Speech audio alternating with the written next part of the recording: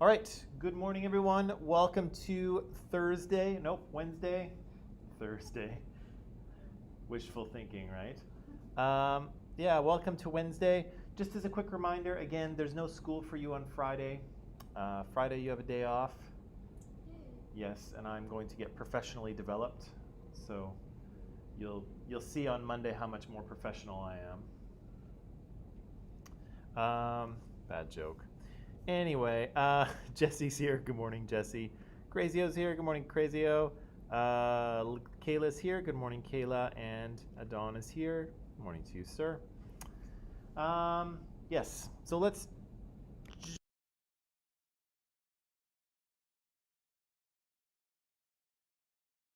There we go.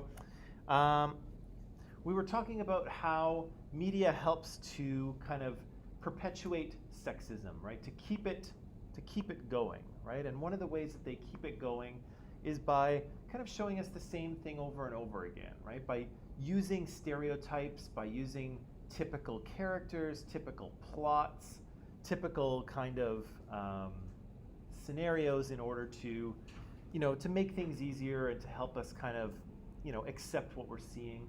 But in doing so, hey Felicia, in doing so, they kind of continue to spread these stereotypes. So they're not really trying to be sexist, but they are doing it in some cases by accident. Well, in some cases on purpose, but in some cases by accident, right? So yesterday we were talking about this concept of misogyny, right? A dislike or a contempt for or a prejudice against women, right? And unfortunately, this is a real thing, and it doesn't just exist in television shows, it exists out in the real world, right? And has anyone kind of had experience with misogyny, sort of reading it or seeing it or experiencing it?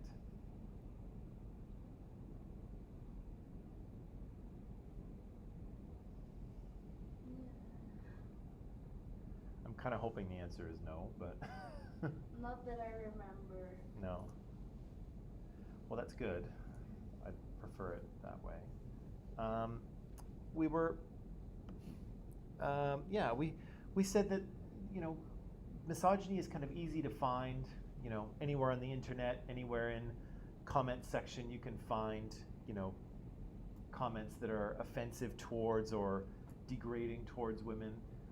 But of course, what's interesting is that misogynistic sort of social media posts don't just come from men, right? So a recent poll here showed that 50% of misogynistic tweets actually come from women themselves, right? And so I'm not pointing the finger at women here, but I am saying this is more evidence that, we're all socialized, we all kind of receive social messages, right? So if society is sending us sexist messages and misogynistic messages, we're all kind of absorbing them, right? Whether we're men or women, right? Just like Jane Elliott's class with the brown-eyed kids and the blue-eyed kids, the blue-eyed kids were absorbing those negative messages about themselves and and it affected their behavior, right? It affected their test scores, and it shouldn't have, because it was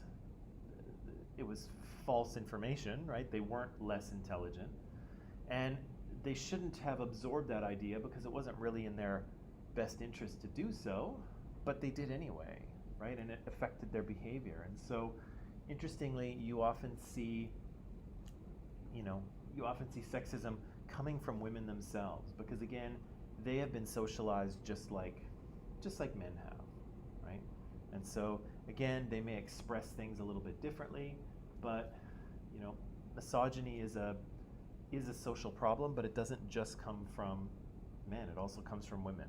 And again, that's because women have absorbed the same ideas that men have, right? And sometimes they express them, right?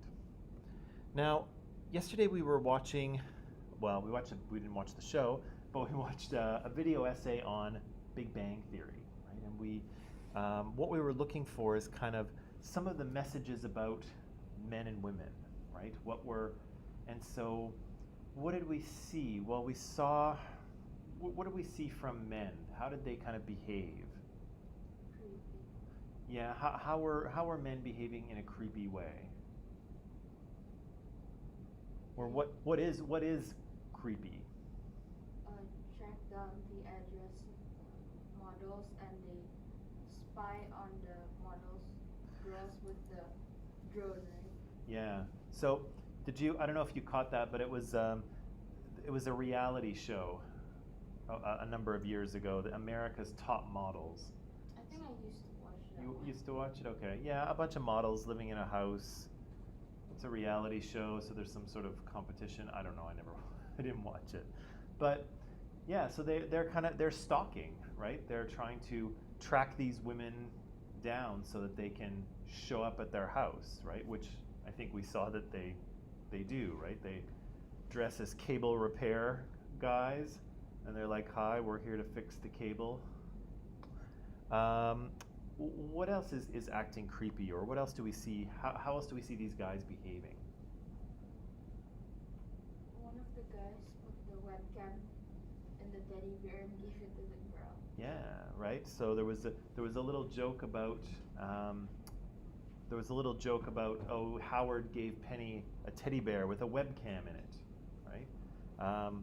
But again, that's pretty creepy as well, right? You're illegally filming someone in their bedroom without their knowledge or consent, right? Creepy. How else do we see these guys acting?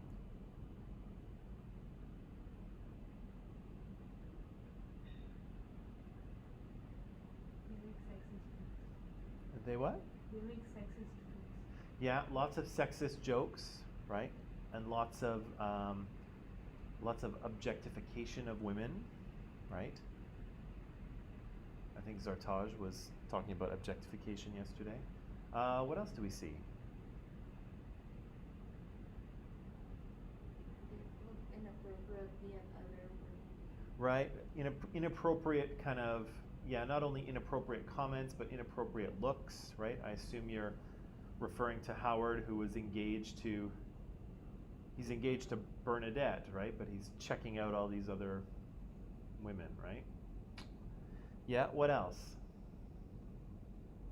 Anything else? I can't think of it. Yeah, but we saw Raj say a lot of inappropriate things, right? Oh, the period thing. Oh yeah, the period thing. There was actually lots of comments about periods, was there not? Yeah, there was a few comments about Sheldon made some to, I think that was like the dean of the university or something.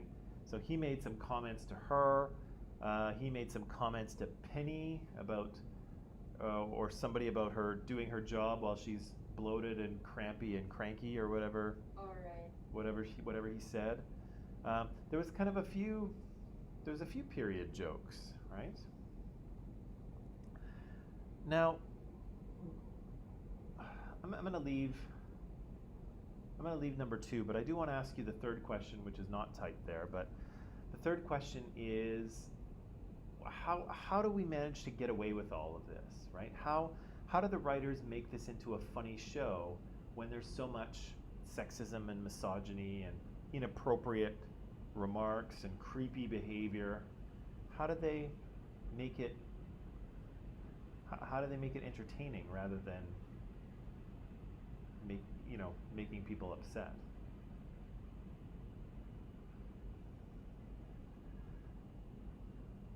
I'm losing the battle with Dunya over there. I'm sorry, Dunya. My voice is so soothing. You know. If only I had a voice like. Do you know who Gilbert Gottfried is? No. No. Have you guys ever seen Aladdin? Oh. The parrot. Oh. You ever Parrot. the parrot in Aladdin? He's got that really loud voice. You know. If I had a voice like that, then Dunya would not fall asleep. But unfortunately, Everyone would stay wide awake. I know they'd just be like, their eyes would be like this, and they're like, "Oh my God," right? But unfortunately, I have a very soothing voice, and I'm not helping you. I'm not helping you here. Maybe I could get. They sell them all over the place, but I could get an air horn, maybe. People have them for bears. They work well for bears because you just honk them at the bears and they run away, hopefully. But I could just keep one here and then just like, ah. Fart cushion. That'd be, no, that'd be terrible. I'm just teasing. I'm just trying to make jokes here. Yeah. So how do the writers get away with this? They make the audience like feel what's that, pity towards the boys. Right. There's a little bit of pity, and why is that?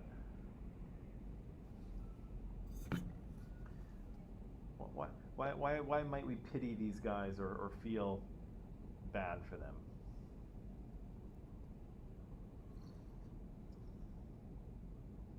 Why might we feel bad for these guys? Maybe the writer made it that way so like the audience will feel like, oh, that guy didn't mean it. He just like. Uh-huh. Yeah. They're so insecure and nervous. Yeah. They didn't know how to act or how to react. right. Like, Well, yeah, actually there's kind of two things, right? Those guys they're kind of nervous, right? They're not very confident, and so they kind of seem harmless, right? They're doing all of these things, they're saying all these things, but you kind of realize that they're harmless, right? They're not going to hurt anyone, right? And the second thing you said, Dunya, was that they, sorry, what did you say? You said, nervous. They were nervous. yeah, Nervous. yeah, they're nervous, and I think you said something else. So you said they're nervous and they're, sorry, it's still early in the morning for me, you too, but I said that they're insecure. oh, Nervous. They didn't know how to react. there, yeah, they didn't know how to react, right? And that's part of it as well, right? Because we get the idea that not only are these guys insecure and not confident and kind of shy and awkward, but we also get the feeling that they don't know how to act, right? Specifically around women, right? They're supposed to be very nerdy and they don't have a lot of experience with women, and so they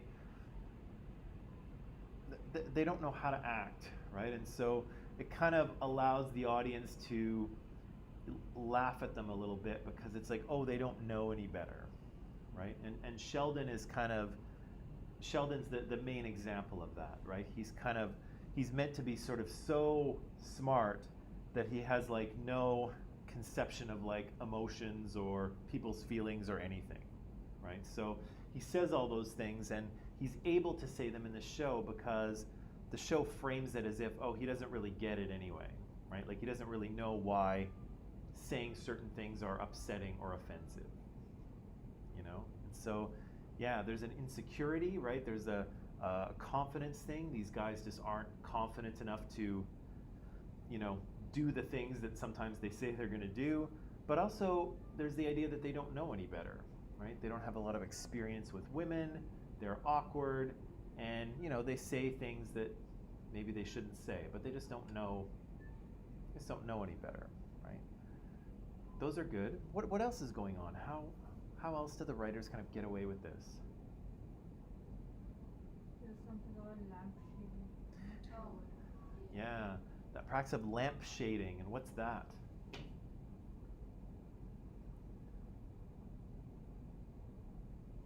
I remember the when the what's that? Charlie Chaplin, yeah. The guy was looking for him and he hid and disguised himself as a lamp. Yeah, yeah, and it's a really old kind of joke, right? It comes from, you know, Charlie Chaplin was silent movies, right? So it's back in the 1920s. It's a very old joke, you know, someone's chasing another guy, looking for him, and he grabs a lampshade, puts it over his head, and stands really still, right? And the guy is looking for him and somehow doesn't see him, right? And it's ridiculous, right? It's meant to be funny. But it also kind of is now a term for writers kind of making something obvious to the audience, right? Something that the characters might not see, but the audience sees it. And the writers are kind of giving them a wink, right? And saying, yeah, we know. right? We did that on purpose, right? And so, again, here in the Big Bang Theory, there's a lot of jokes that are sexist or that are racist, and they kind of get away with it by lampshading, right? They'll, one of the characters will say, "Oh, well, that's racist," and then they'll make another joke and they'll move on, right? So they don't actually, like he says, they don't critique the racism, right? They don't try to expose it. They just kind of point it out and move on, right? And so that's not really doing anything. But yeah, there's lots of lampshading that happens, in film and in movies. Again, Deadpool is a great example if you're into superhero movies, because Deadpool talks to the audience all the time, right? And points out issues with the script, right? So he'll lampshade as well. Are there any other kind of questions about Big Bang Theory or misogyny or things before we move on? Or are we okay? We okay? Did I ruin that show for you? Did I ruin other shows for you? I wasn't gonna watch it. You weren't going to watch it anyway? Okay. Well, you can still watch it if you want. It is. I find the characters a bit strange somehow. The characters are very strange. Yeah, that's. Although sometimes I had a good laugh about it. There's one scene where Sheldon's having like he has a nemesis at the university, another researcher, and they're kind of enemies. And Sheldon is asked to give like a phone interview for like a science show on the radio. And so he calls in and they're asking Sheldon questions. And the other scientist, the guy who's kind of trying to trip him up, you see him and he's in the roof and he puts a hose through the ceiling tiles and he starts pumping helium into the room. And so, like if you have a helium balloon and you exhale and your voice goes high, so the helium is going into the room and Sheldon is trying to give the interview and sound intelligent, but his voice keeps going higher and higher. And so he's very confused about what's happening, and he's like, and he's trying to like make his voice lower, but his voice keeps going higher and higher, and he's trying to have this interview, and it's hilarious, right? And the actor who plays Sheldon, Jim Parsons, does a great job, with Sheldon trying to like hold it together, and his voice just keeps going, almost into like cartoon character. But anyway, it can be a funny show. Okay. Now, what I want to talk to you today about is this guy. Not necessarily this guy, but movies that this guy has been in. So, do you know who this is? Well, of course you know who it is. I put it on there. But have you seen this guy before? No. Interesting. Well, Harrison here, as you can see, is an actor. And he has been in a lot of movies. He's been very successful here in the Western world. As you can see, his movies have grossed billions of dollars. Star Wars, of course, being one of them. Oh. Yeah, here's Han Solo. Oh. Yeah. Yeah. He doesn't look like he's born on 1942. Well, in this picture, this picture is probably in the sort of early to mid 80s. So he's probably about 40 years old here. Now, of course, he's about Older than my grandpa. Yeah, how is he? He's almost 80. Although he looks pretty good for 80. If I look that good at 80, I'll be happy. But yeah, he's about 40 years old here. So again, Harrison's been in a lot of movies. The Star Wars movies being one of them, Indiana Jones being another one, the Blade Runner movies he's been in, and then a huge collection of other films as well, right? So he's been very, very successful, and really throughout the 1980s and 90s, he was kind of Hollywood's leading man, right? Especially in kind of the action thriller type of movie, right? He was the go-to guy, and so as a result, he's a guy that a lot of young men, I think, kind of looked up to as a role model, right? that's part of the functions of movies, right? They're, they're fun, they're entertaining, right? They, we kind of get to experience emotions when we, watch a movie or a TV show, but also sometimes we kind of find role models in television and shows and in books too, right? We find people that we look up to. And I don't think I would be wrong in saying that Harrison is someone that a lot of young men kind of looked up to as a role model on the screen, right? And I say this because I think I'm one of those. I was one of those young men, right? So I looked up to him as kind of this is what a man is, right? This is what a man should be. And so, as a result, we can think of his films as agents of socialization as well, right? They socialize people. They pass social messages on to the people who watch the films.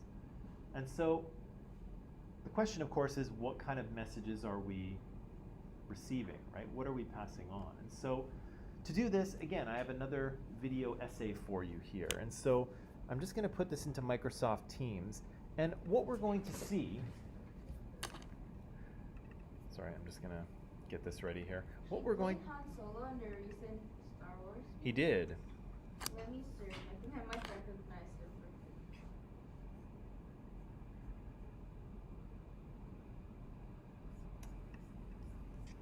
him. Oh. Oh, yeah, he looks a little older there, right? But still pretty good. He's in his 70s. For a guy that's nearly 80. Not bad, right? As I say, if I look that good at 80, I'll be happy. Although Harrison still has his hair and I don't, so I'm a little bit jealous of that. He's all like my dad, because my dad even doesn't have that much hair. He doesn't. He's ever, whenever I call him, he's like, why don't you tie your hair up? And I'm like, stop being jealous. Why don't you tie your hair up? Yeah. Hey. He just wishes he had hair. Yeah. He's just jelly, Unadi. Don't worry. My dad also started getting bald. Did he? By the time he finished university, I think. Uh-huh. Started losing his hair. My dad's kind of bald too, but he said it was as soon as I was born. Just all fell out. Stress? Yeah. Ouch. I know, right? I think it was happening before that. All right. So what I have to show you here is a little video essay that will walk us through a few scenes from some Harrison Ford movies, and in particular, the scenes of interacting with the female love interest, right? Because every good action movie has to have action and adventure and danger, but it also has to have some sort of romantic or sexual episode, right? There has to be some, there has to be a woman involved somehow, right? So we're going to look at how Harrison Ford's characters interact with women and kind of what we should pay attention to, okay? So online people, the link is in Microsoft Teams, as are the questions. I want you to pay attention to just two things. What's wrong with Harrison Ford's character's behavior? Okay, what's wrong with these characters' behavior? Not necessarily Harrison. I'm sure he's a sweet guy, but his characters sometimes not so much. And then what kind of messages are being sent to men and to women based on the scenes that we see, right? What are men and women learning about men and about women and about relationships from what we see on the screen? Okay? Easy peasy? Okay. Let's watch the video and then we'll come back and talk about this, okay? So online people, will see you very shortly.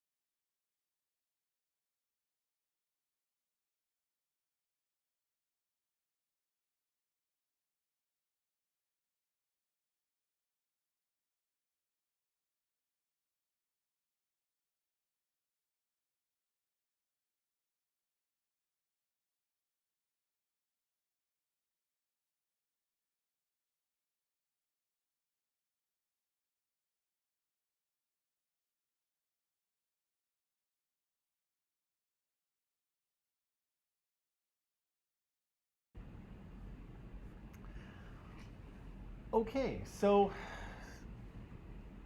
what do we see these characters doing? What's wrong with what they're doing? Or what are they doing wrong is maybe a better way to phrase it. They're forcing women to, like, they keep pushing the women to,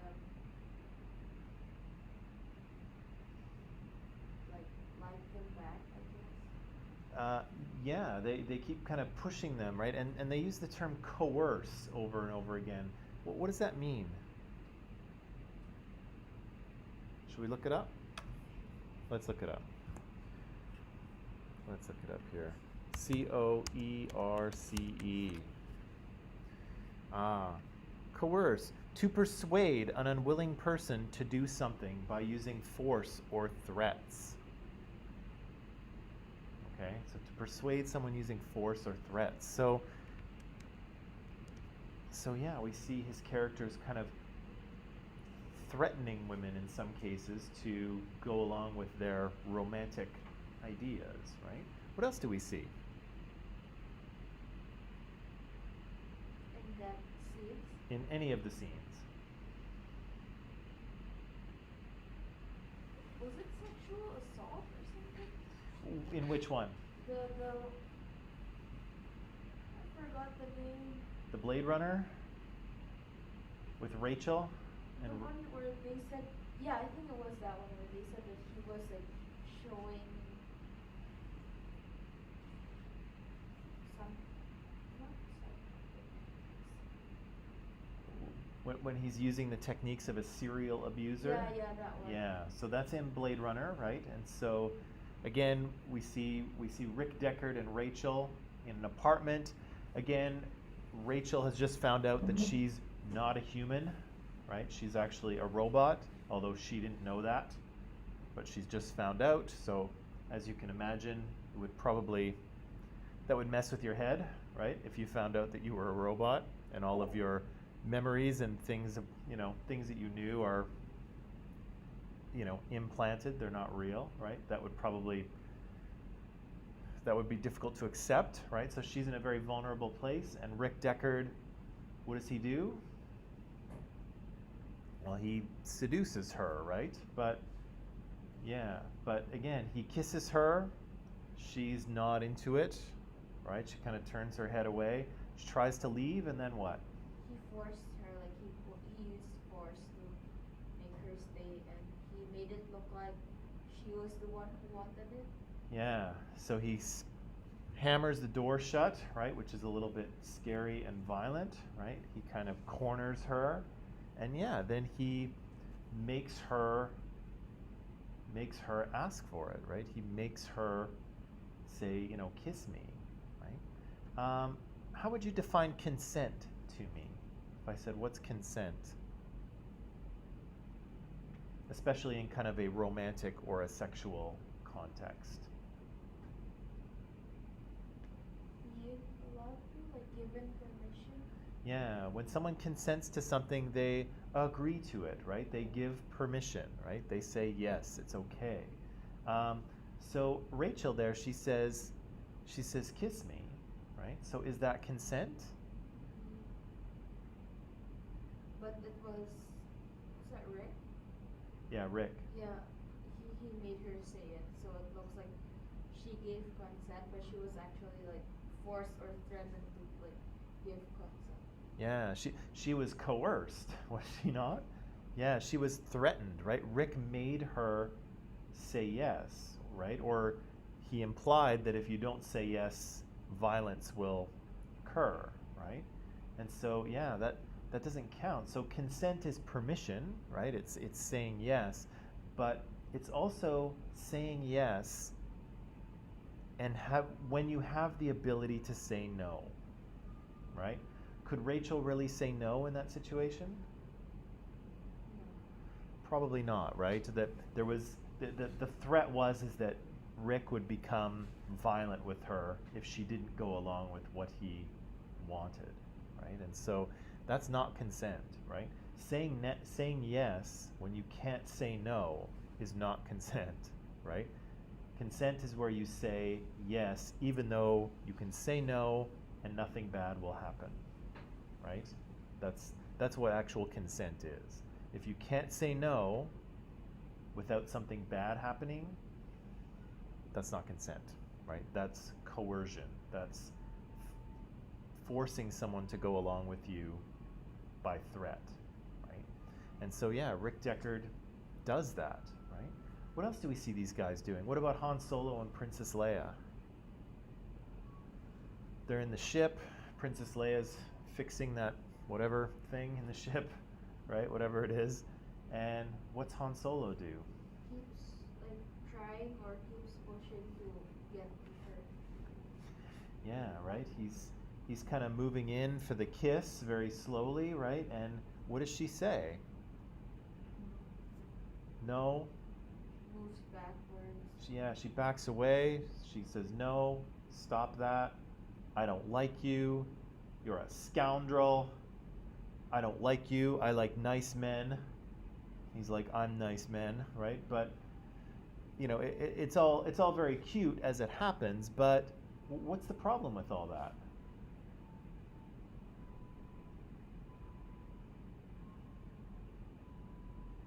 What's the problem with that she's saying no, right? She's saying no, stop it. But he keeps pushing, right? So yeah, he doesn't really take no for an answer, right? Just like Leonard in The Big Bang Theory, right? Leonard finally got together with Penny after, I don't know, 4 seasons or something like that. But he didn't take no for an answer, right? He asked her out originally. She didn't really like him, and she was like, no, thank you. But he kept the pressure on, right? And the show rewarded him, right? Leonard finally got what he wanted. He got Penny. And it rewarded Han Solo here too. Han Solo got rewarded by not listening to what Princess Leia had to say and just continued to push, right? Now let me ask you this question.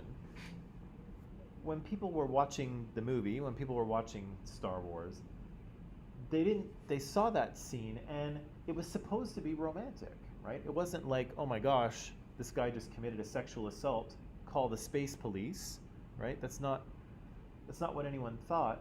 They thought it was cute and romantic. And why would they have thought that, do you think?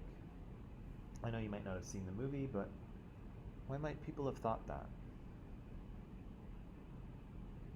Weird question. Yeah, why did people not see Han Solo's behavior as a problem?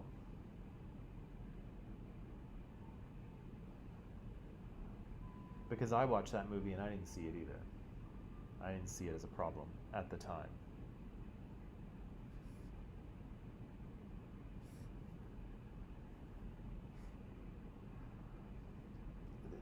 There's a couple things going on. This is you haven't seen the movie, so maybe it's hard.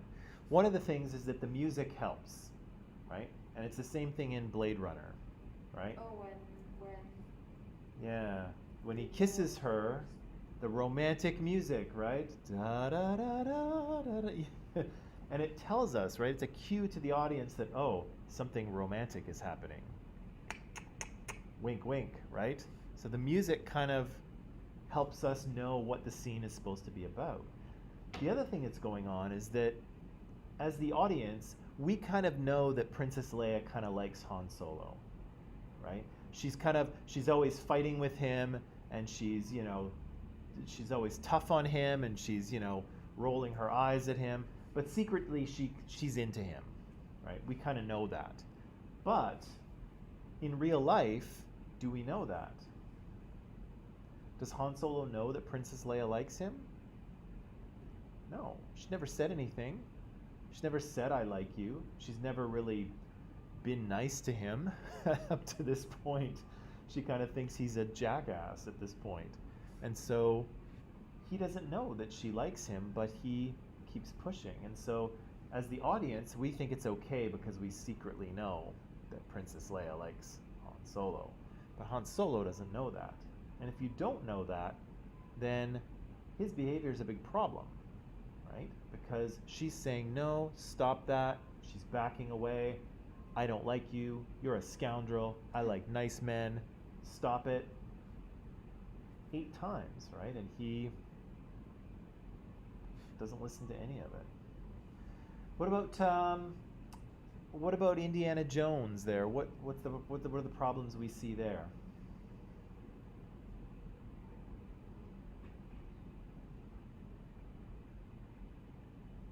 Was it the one where the girl followed him on the trip? Was it that one? Yeah. Yeah, they're in a plane, right? So she's upset with him, and then it's at the end of the movie, right? Where they've completed their adventure, and he's like, hey, you want to come along to, they're in India, you want to come along to Delhi with me? And she's like, no, I'm not going to any place on this earth with you. I've just about died 10 times in the course of this movie. I'm going home to Missouri. I'm out of here, right? Thanks, but no thanks. I'm out, right? But then what happens?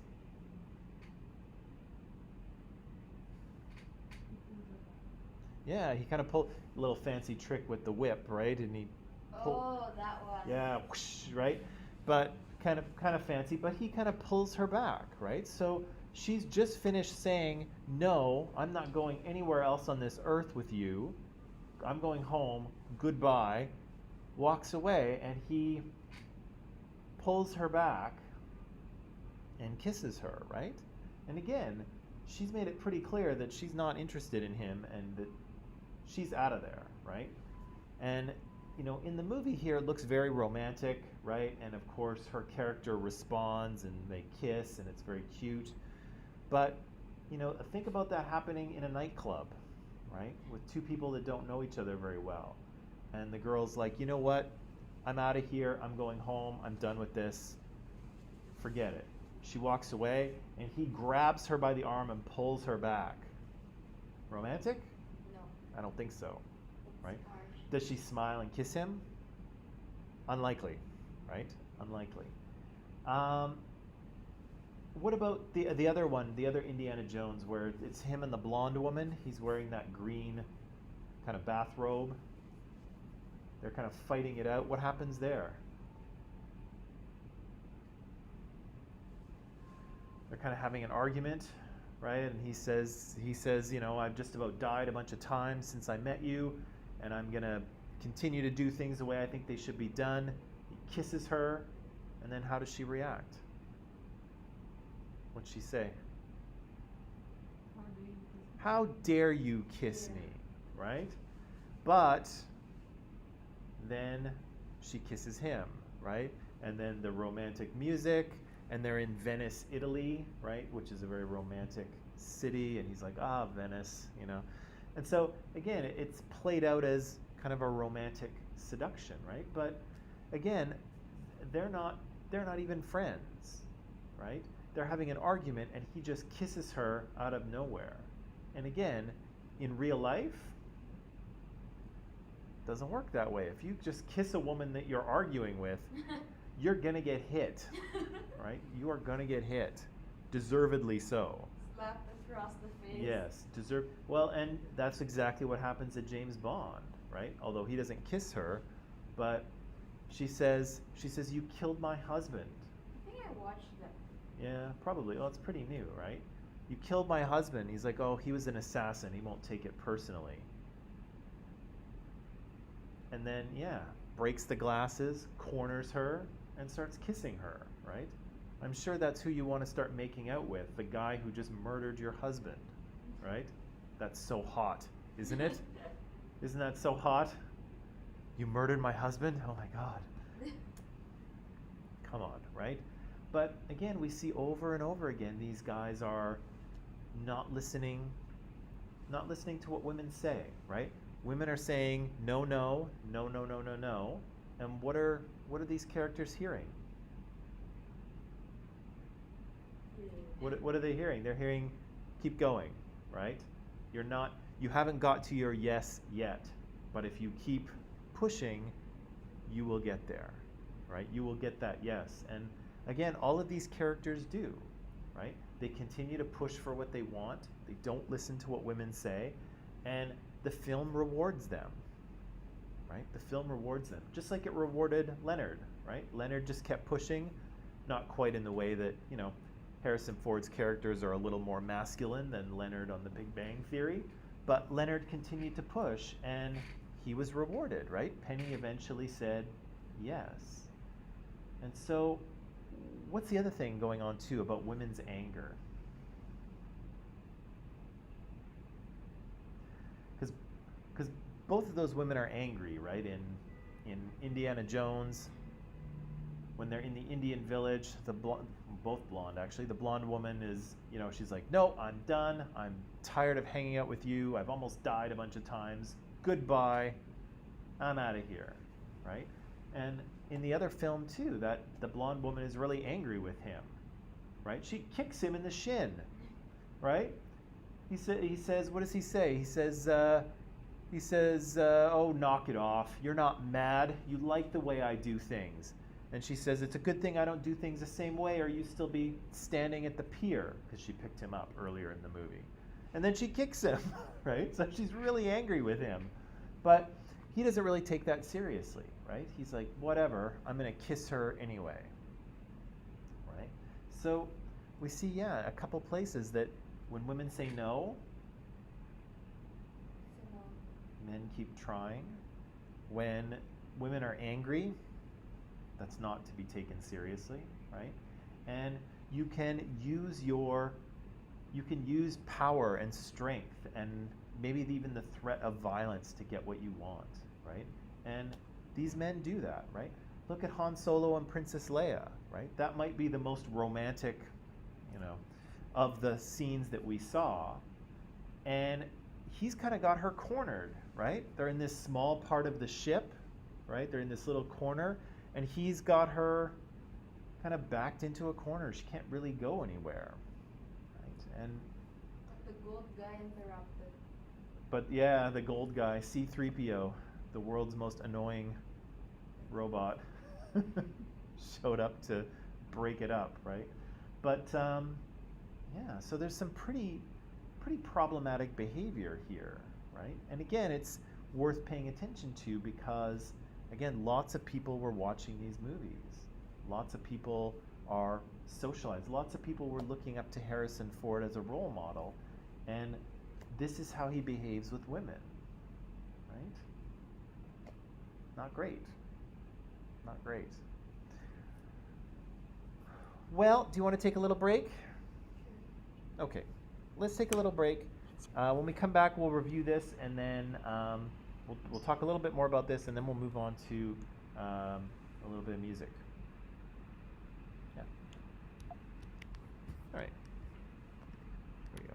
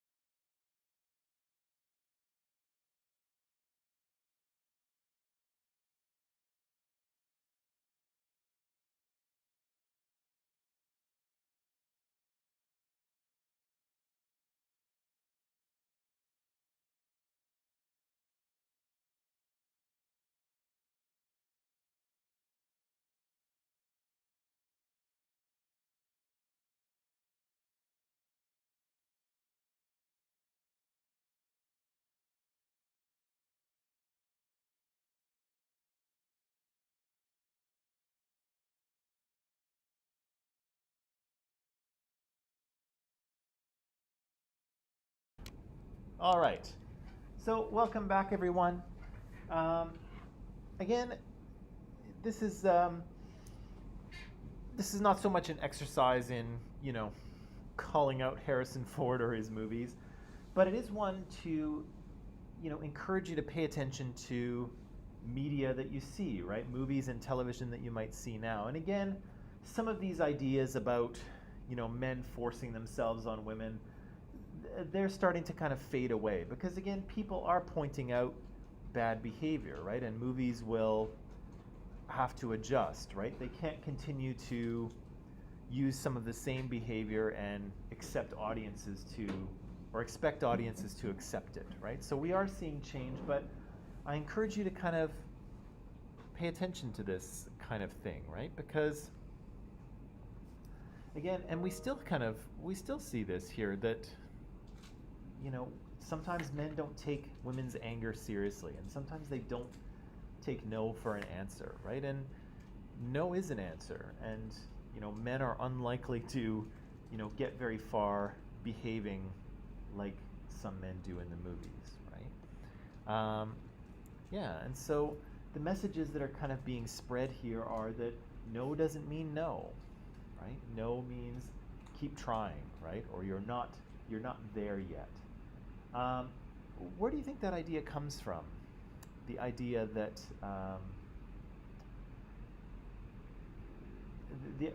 why, if a woman is saying no, no, no, no, no, and then finally the guy kisses her and she says yes, why is that?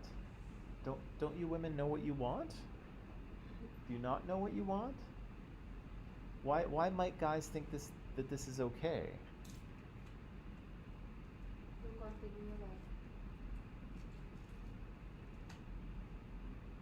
not sure. Yeah, like how do we explain Princess Leia saying no, I don't like you, you're not a nice man, you're a scoundrel, and how do we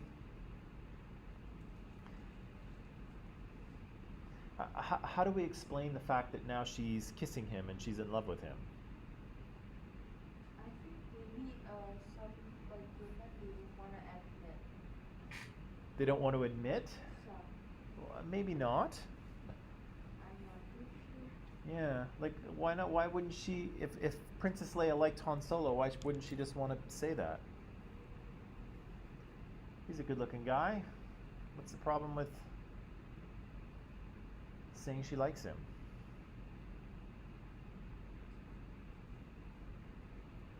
Or she's unsure yet. She could be unsure, right? She could be unsure.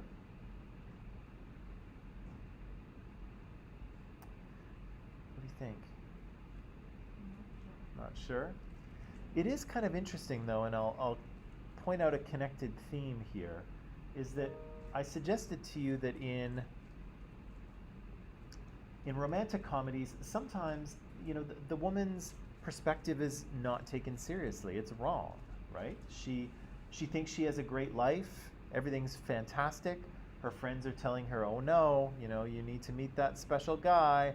And then she meets him, and of course she finds out at the end that, in fact, she was wrong, right? She thought her life was great, but actually it really wasn't, right? We knew better. We all knew better than the female character.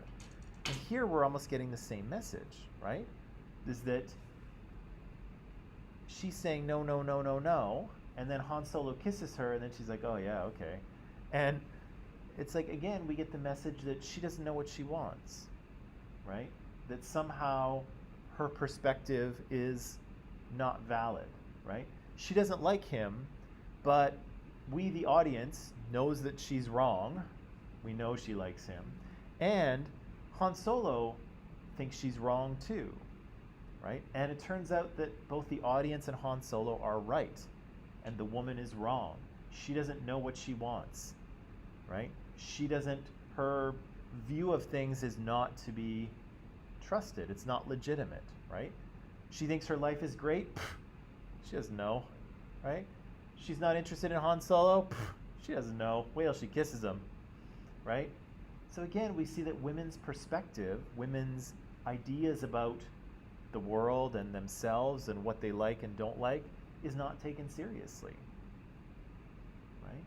They don't know what they want.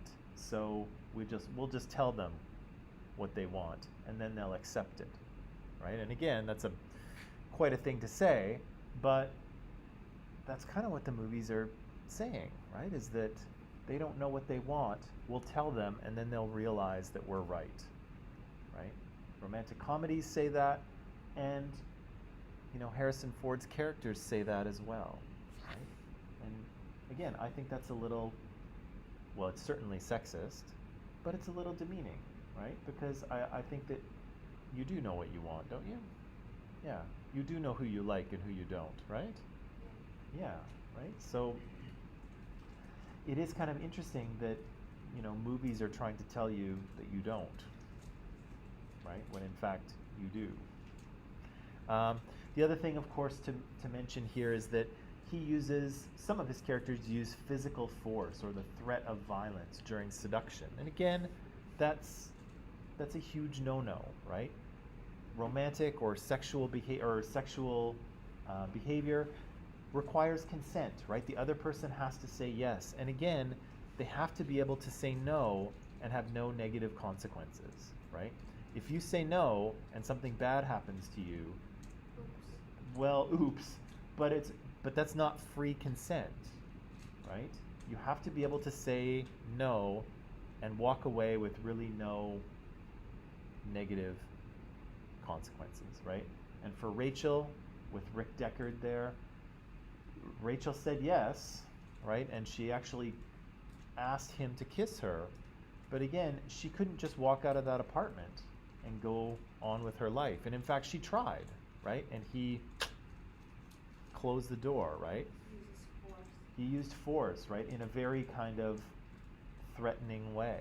And so, yeah, she really wasn't in the position to say no unless she wants to be beaten, I suppose. I'm not sure what would have happened. But yeah, that's what consent is, right? You have to say yes, and you have to be in a situation to be able to say no. If you can't say no, it's not consent, right? So again, the thing that's happening here is that these characters are, expressing some sexist behavior. In some case, there's sexual harassment or sexual assault, but they get away with it, right? The film gets away with it. And in part, they get away with it because of how they frame the character, right? Han Solo is a good guy, right? He is a good guy in the film. He's not a bad guy. He's not a serial sexual offender, right? He's a good guy. Indiana Jones, he's a good guy, right? But, and so because we know this about them, it allows them to kind of get away with this sort of stuff. Or the audience knows things that the characters don't, right? We know that Princess Leia has a little crush on Han Solo, even if she doesn't want to admit it to anyone. She does. We know she does. Because she has her pride, right? She still wants to keep it, so she doesn't want to admit. Yeah, she doesn't want to admit, and which is fine, right? You don't have to. But the fact is that Han Solo doesn't know that, right? And if you don't know that someone likes you, you shouldn't be kissing them when they say no, no, no, no, no. And in fact, even if they do like you and you know it, you still don't get to kiss them when they're saying no, no, no, no, no, no, no, right? That's still a sexual assault, right? It doesn't matter if the person likes you. It doesn't matter if you're in a relationship with the person, right? If you say no, no is no, right? It doesn't matter if there isn't a relationship or if there is one or if you're married. If you say no, that's a no, right? And if somebody violates that, they are committing they're sexually harassing or assaulting you, right? And so here, that's what happens. But again, the music frames these characters as good guys. There's romantic music to help, right? To help smooth it over. And we see it as kind of romantic, right? Or dramatic or kind of cool or edgy or whatever it is, but that's not really what it is. And so, it's a little bit problematic, right? Because for probably a generation of young men watching these movies, asking themselves, what is a real man like? These movies are saying this, right? This is what a real man is like. And again, in some cases, in some ways, these are characters that we can look up to, right? I know you haven't seen the movies, but Han Solo is a good guy, right? He's quite brave. He saves the day a couple times. He tries to protect Princess Leia and other his friends. Indiana Jones is a good guy too, right? He protects people and travels the world looking for interesting artifacts that he gives to a museum, sells to a museum. They're good guys, right? Indiana Jones is very persistent. He never ever gives up, right? There's things that we can kind of emulate in these characters, but there's also some negative stuff too, right? And again, it's okay to enjoy these movies, but it's a good idea to be critical, right? To know what messages we're being taught. Know what I mean? Okay.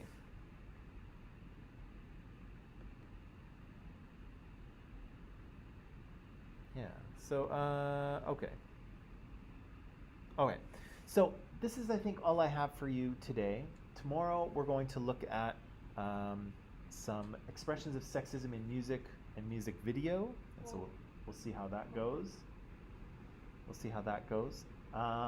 But until then, I'll let you pack it up, and we'll see you tomorrow, okay? Yeah, you're welcome. All right. There's definitely a lot for music